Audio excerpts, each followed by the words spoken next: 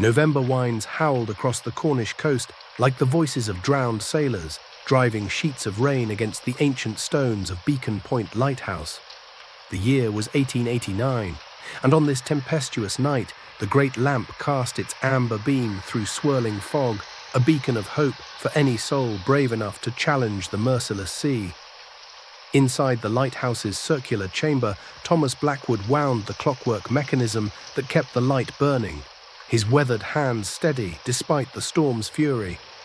He did not know that before dawn broke, he would lie broken at the bottom of his own spiral staircase. The lighthouse was not empty that night. Margaret Blackwood, Thomas's young wife of barely 6 months, sat mending nets by the fire, her auburn hair catching the amber glow. She had grown to resent this prison of stone and sea, though she kept such thoughts to herself. Near the window stood Inspector Edwin Marsh, a customs official who had arrived earlier that day with uncomfortable questions about ships that passed too closely in the night.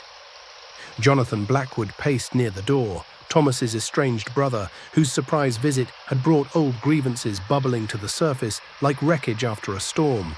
As if summoned by fate itself, 2 more souls sought refuge that night. Samuel Gray, pulled half-drowned from the churning waters where his merchant vessel had foundered on the rocks, sat wrapped in blankets, his dark eyes holding secrets of their own. Father Cornelius, a traveling priest whose cart had lost a wheel on the coastal road, offered prayers of gratitude for shelter, though his fingers worried constantly at the silver cross upon his chest.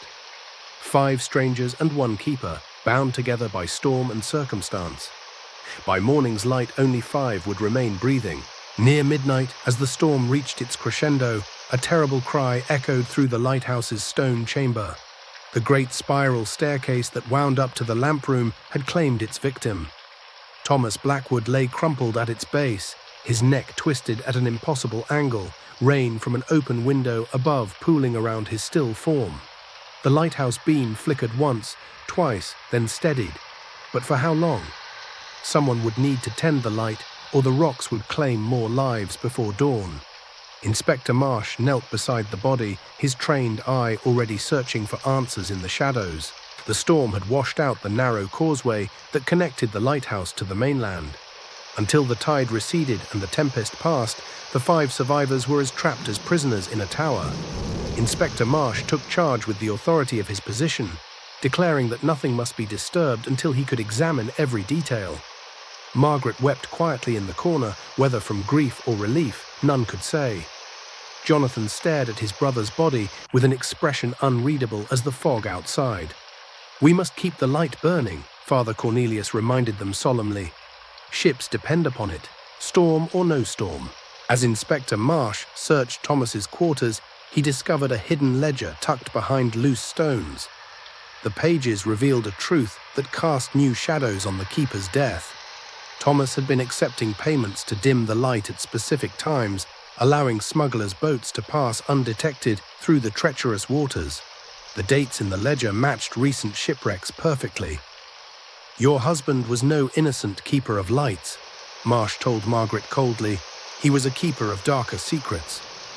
But which of the others had discovered this betrayal? And had they killed him for it?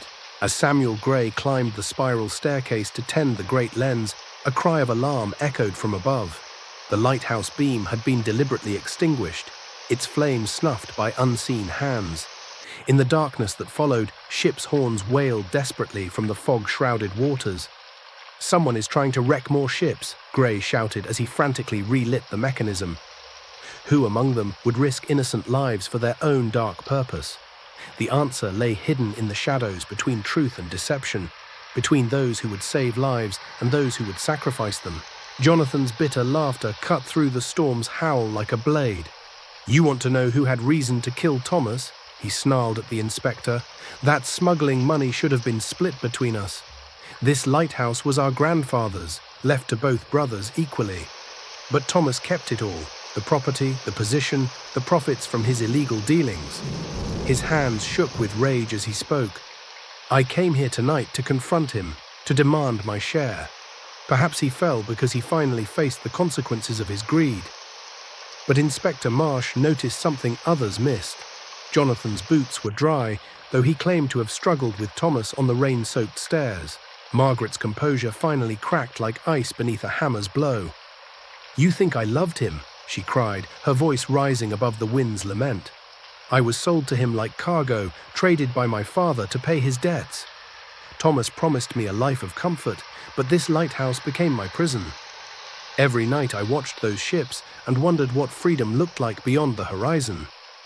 Tears streamed down her cheeks as she continued, "Yes, I pushed him. When he found me trying to signal a passing vessel, my escape from this cursed place, we fought at the top of the stairs, but he was already falling when I reached out to stop him. I swear it on my mother's grave." Father Cornelius stepped forward from the shadows, his kindly face transformed by guilt and resignation. "Forgive me," he whispered, "for I have sinned beyond redemption." His trembling hands revealed a customs badge hidden beneath his robes. He was no priest, but Inspector Marsh's partner, sent to investigate the smuggling operation from within. "Thomas discovered my true identity tonight. He threatened to expose me, to ruin years of careful investigation. We struggled at the top of the stairs, and in my desperation to preserve our mission, I pushed him." The silver cross fell from his fingers, clattering on the stone floor. I extinguished the light, hoping to create chaos, to cover my crime. But innocent blood is on my hands. As dawn's first light pierced the storm clouds, the truth stood revealed like wreckage washed ashore by retreating waves. The false priest, revealed as Detective Constable William Hayes, was bound with rope from the lighthouse supplies, his confession witnessed by all. Inspector Marsh ensured the great light remained burning as the storm finally began to subside. Margaret, though complicit in her husband's smuggling activities, would face lesser charges for her moment of desperation. Jonathan departed with the tide, his inheritance secured at last, but tainted by the blood that had purchased it. The lighthouse stands yet upon its rocky throne, its beacon cutting through fog and storm as it has for generations. Ships pass safely in the night, their passengers never knowing how close they came to joining the souls claimed by Cornish waters. Samuel Gray remains as the new keeper, his mysterious past irrelevant compared to his steady hand and honest heart.